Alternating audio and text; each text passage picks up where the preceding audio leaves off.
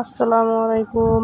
আশা করি সবাই ভালো আছেন। আমি আজকে একটা নতুন রেসিপি নিয়ে আসলাম আপনাদের মাঝে। এখন আমি চিনি নিয়ে নিব, চালের গুঁড়ি দিব। দেখুন, এই যে এখন চিনি দিলাম।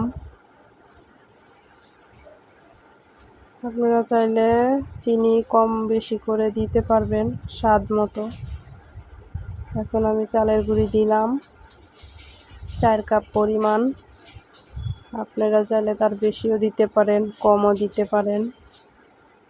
আপনাদের ইচ্ছা অনুযায়ী আপনারা জিনিস বানায় নিতে পারবেন। তালের পিঠা, এখন আমি তাল দিয়ে দিচ্ছি। অদিনের তালের পিঠা,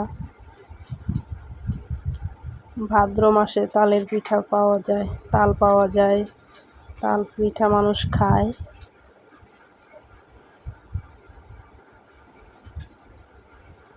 এখন সুন্দর মতো আমি তালের রসটাকে সুন্দর করে মাখিয়ে একটা ডো তৈরি করে নেব। আমার ডোটা তৈরি করা শেষ হলে একটু নারকেল দিয়ে দিব।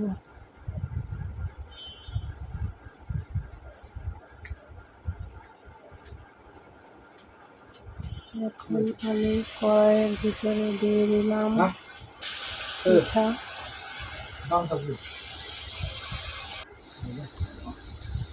আমার পুরো পিঠা দেওয়া শেষ।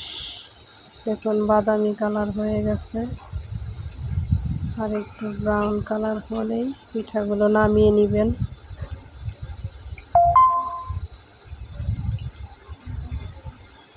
দেখুন, আমি এখন উল্টিয়ে দিব পিঠাগুলো।